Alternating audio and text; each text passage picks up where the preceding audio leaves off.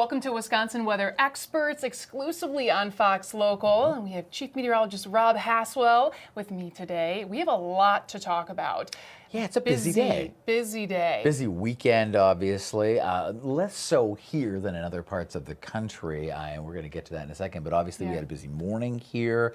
We've had a busy few days recently as well. So we're going to get to that, unpack all of that. Going to get a little deeper in the weeds coming up in about 10-15 minutes about just, how this snow develops, the instability that it kind of creates these snow showers in spring. And we're even going to take you overseas to Germany and look at some beautiful blossoms. We got it all in the show today. We do. We're going to start, though, in Kentucky. And, of course, over the course of the last 3 days or so, there has been a nonstop situation going on in that part of the country.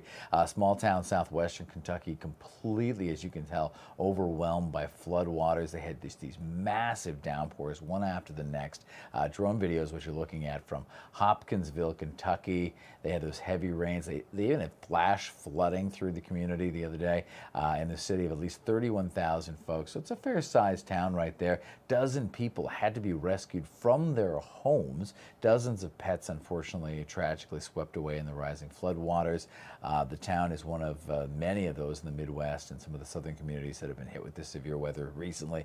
Several rounds of severe weather. The storms sadly have killed at least 7 people, including a young boy who was swept away. He was walking to catch his school bus. Just a tragic story there. It is. And, here are some additional photos that we had sent in from Hopkinsville. Sarah took these. And again, while we have been looking more at that aerial footage, take a look at what happens when we kind of bring it down to the surface. I mean, not only are cars flooded, but we have structures that are flooded with water as well. And it's not just the flooding rains that were a problem. Rob, you just mentioned severe weather. Well, we've been dealing with this round of heavy rain, round after round. We've also had a lot of people needing to be rescued. And this was taken in Jackson, Missouri, not too far from where I used to live, actually. Okay. And we have rescuers from the Jackson, Missouri Fire Department saving someone who's sitting on top of their car. So I've seen a lot of video footage, unfortunately, of people trying to drive through the flooded waterways. But of course, you just don't know how strong that current is,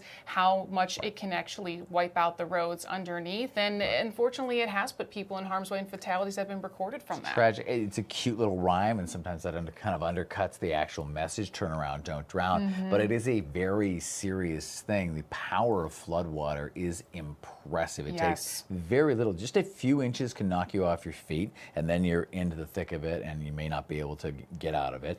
Same with pets. And honestly, too many people get in trouble trying to rescue pets. More often than not, the pets are likely to save themselves easier than you can save them, and you really shouldn't put yourselves in harm's way on top of everything else. And then it doesn't take much more than a foot, maybe 18 inches to float very large vehicles.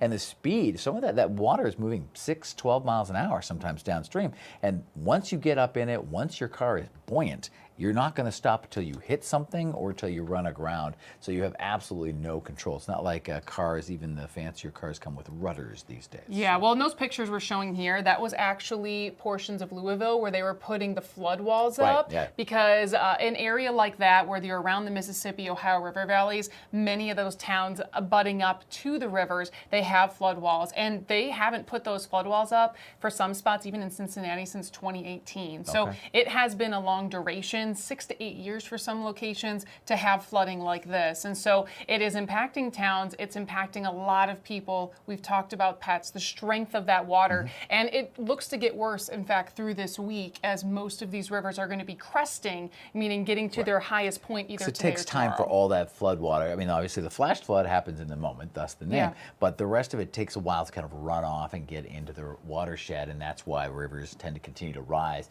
and continue to be a problem. Of course, not just Kentucky, Tennessee as well. We had a small town in Tennessee that was completely engulfed in water as well. River overflowing its banks there because of these storms. Dominic Scott went to Reeves on Sunday, that's the name of the town in Tennessee, to check on his father after not hearing from him for a while. He was worried about him. He thought his dad might have been evacuated. Scott said the continuous flooding may have had dire consequences for his family. The water line's right up to the doorstep, but it hasn't quite made it in the house as far as I know. But if it keeps raining like this, it'll probably flood his house out. It's the first house that we've ever paid off, and the city of Reeves does not allow, or well, insurance companies around here does not insure flood insurance on anybody that lives in Reeves because we're too close to the river and the levees. So if he does lose it, we're kind of screwed without a house. All right, so that town was flooded back in February as well after the levees failed there, and that left homes kind of damaged and forced to evacuate the area then as well. So this is one on top of the next. And we have a live camera too. We do. We have a live camera right now from Louisville, Kentucky, where they are still dealing with floodwaters. Take a look, covering up parts of the off-ramp there for the interstate. That is actually continuing to move into the town as well. So Louisville does have their flood walls up right now, or their floodgates also is what they call it, but we're still going to continue to track flooding like this across many areas, again, of the Ohio and Mississippi River valleys. One thing that we're going to recap is all of that flooding, because take a look what was issued on Saturday. All of these red boxes, that is flash flood warnings where emergencies were needed to put out for excessive flash flooding happening across some states of the South. In fact, in flooding headlines, this covered 13 states in total and spanned over 1,000 miles, stretching from Texas all the way up into Pennsylvania. So a significant system not only impacting this area for one day, but for about 3 days. We've had excessive rain, which is what we are going to cover, because all these areas with the pinks, with the whites, there's reports of 4 to 15 inches of rain. And Rob mentioned it doesn't take a lot for that to sweep you off your feet, especially if there's a current or even move a car. So these areas are still dealing with major river flooding these days along the Ohio River and along the Mississippi River. And again, many water rescues needed to be done. And of course, that puts our EMS management in harm's way as well. Flooded properties are still going to be an issue from these rivers, even heading down to the Gulf Coast, where we're going to continue to track not only people that are in harm's way, but also without property. It's kind of like you think about with hurricane damage. Anywhere that's flooded, you can't live in those buildings. They definitely need to be demolished for some, or they need to be renovated to get some of that water, to get the mold out, especially as this water is not going to be clean that's moved into these spots. Quite an improvement, though, for the flood headlines today. We only have a few states under flood warnings and flood watches currently, but take a look at this. All the river flooding is still going to be an issue. Notice pretty much the entire Ohio River from Ohio heading to where it merges with the Mississippi is still going to have flood warnings. And again, we're watching this get at its highest levels today and tomorrow. Eventually, later on this week, the rivers will start to subside back down out of the major and moderate flood stages. More towards the East Coast now, the system that brought all the flooding to portions of the Midwest and South, that is pushing towards the East Coast, bringing the chance of a little bit of snow in portions of New England by areas of New York to Maine, while we are tracking an area of rain and even severe weather from the Carolinas down to the panhandle of Florida. Now, of course, the severe weather is not looking to be as big of a threat as what we had in portions of the Heartland area. So again, right where Missouri and Arkansas are, but still could be seeing the potential for maybe a tornado or two, and especially damaging winds heading towards the East Coast and Southeast. Here locally, though, we've been dealing with clouds across the state and some spotty snow showers on and off throughout the day. At times, they've been giving us these spurts of reduced visibility due to some heavier snow, but not much in terms of weather for us here across the Midwest as we progress through the upcoming days. Now, while we are tracking the potential of maybe a few snow showers this afternoon,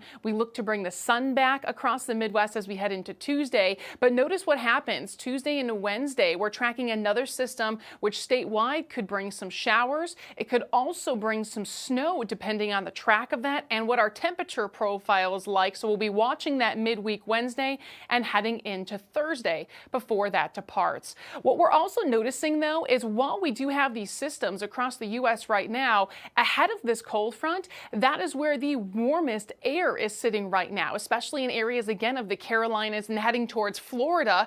Temperatures currently ranging from the 60s to the 80s. And notice pretty much everywhere else in the United States, we are not that warm. The only other warm spot that we are tracking is Los Angeles to Phoenix. Everywhere else is seeing a spout of colder air moving in from the north, and that looks to sit with us through the day today. Highs forecasted to remain in the 40s and 30s where we are in the upper Midwest. 70s, 80s again ahead of that front where severe weather could be from Charlotte to Miami, while really looking to have more mild temperatures and some calmer conditions across portions of the Midwest and Great Plains heading towards the Rockies. What we're going to watch though for the upcoming days is notice this cold air is going to start to shift eastward heading towards the East Coast, while warmer air is going to return to portions of the West Coast and Southwest. Now that is eventually going to make its way very slowly into the Midwest and back into Wisconsin. We just have to wait a few more days for the end of the week for that warmth to arrive. So right now, again, today's highs looking to stay for most part of the state in the 30s. Now we've even had some 40s earlier this morning, but maintaining those cooler temps for the day today as well as the next 2 days. Temperatures here locally look to be about 10 to 15 degrees below average for this time of year. Many other areas in the state are going to be below average for the next couple of days as well, but we look to at least warm things up back to seasonable temperatures in the 50s by the end of the week. And it's not just going to be us that could see the warmer temperatures, but notice we talked about that warm air moving into the southwest. That's also going to spread across the Rockies, the Great Plains, and even heading towards the state of Wisconsin for April 12th through 16th. So while we are dealing with the cold temperatures today and the next few days, we are looking to have a warmer trend in the forecast. Again, we just got to get through the next couple of days. So that's a look at your regional and national weather. We're going to take a look outside right now, though, because we still have a lot of clouds out there. No snow yet. The winds are blustery, though. We're going to have a lot more coming up in terms of snow as Tom's going to break down this afternoon's forecast coming up after the break. Well, we started the show off today with a lot of flooding. There was a lot of water, too much all in one spot, but that similar region, of course, has been hit by severe weather. We're going to do an update of the tornado count in a second. Here's some amazing video of a little town in Mississippi. Senatobia, Mississippi. And this is a house completely torn apart, as you can see, by a tornado there. And it's just one of the many pieces of video that we have had into our station and throughout our network here, showing some incredible damage through that region, particularly in Mississippi. In fact, that's got one of the biggest numbers on the map so far. Yeah, we're going to take a look because so far Mississippi has the highest amount of tornadoes across the United States, but another area that got hit was also Cape Girardeau, Missouri, which was my old market. Let's take a look at that tornado count, though. Oh, I guess we're going to take a look at that video. Here's the Missouri Department of Transportation. Take a look at the back there. When that lightning lights up, you can see the tornado coming down. And I was reaching out to a lot of friends down there because that was heading right towards where I used to live. Unfortunately, nocturnal tornadoes, that is what usually causes most injuries and fatalities as people are sleeping. And believe it or not, Cape Girardeau just got hit 2 days prior with an EF1 tornado. So much more active part of the country. It's they're a little bit, I won't say used to it because you're never used to that kind of a violent, natural situation. But they at least have a better plan, and they at least have spent more time focusing on their emergency plan. The tricky thing with this area, though, is we've been tracking the amount of tornadoes within the Mississippi and Ohio River valleys because as scientific research is showing that we have that slight shift eastward of Tornado Alley. The classic Tornado Alley, That's exactly what we're tracking. So here was the count, Rob. The 1st of April, we had a total of 329 tornadoes. Now take a look at this. Switching over to today. 455 tornadoes total. So that is over a span of 7 days. 126 additional tornadoes occurred. And really, it was the same spot that was getting hit with severe weather for about an entire week. It just kept going one after the next. It was almost like a training effect where they were just falling like a locomotive, one round of severe storms after the next. Notable that Wisconsin has none. We have had warnings. We did have a funnel cloud spotted by a train spotter, but it didn't touch the ground, therefore not a tornado. I think the other notable situation is that California has had 4. Yeah. which is something that we usually don't talk about or see that often in California. Yeah, they're nowhere near Tornado Alley, but they've been very active so Yep. far this spring as well. And last year at this time, we had a total of 2 tornadoes for Wisconsin. That was Yeah. our historic February tornadoes on record, but we're going to have to see what happens for the upcoming months as severe weather is just getting underway. And our neighbors to the south have already had 52, so we feel for them for sure down in Illinois. Now back here at home, I'm sure you saw something similar to what our man Gino Salamone saw. This was him out for his daily constitutional walk, looking for birds, and found snowflakes. I hope he found his birds too, because he is a well-known birder in the area. Takes amazing photos, but he also takes pretty good weather video, I have to say. Some big fat snowflakes from this morning's snow showers. And yes, we did get a couple of pretty good bursts. I had viewers up in West Bend that joined me on my Facebook chat this morning saying that for a brief period it was really coming down. We did see a quick accumulation on a Newberg camera. This isn't a major winter event, but it is an interesting scenario with the way this snow develops. And with more on that, Chief Meteorologist Tom Walks.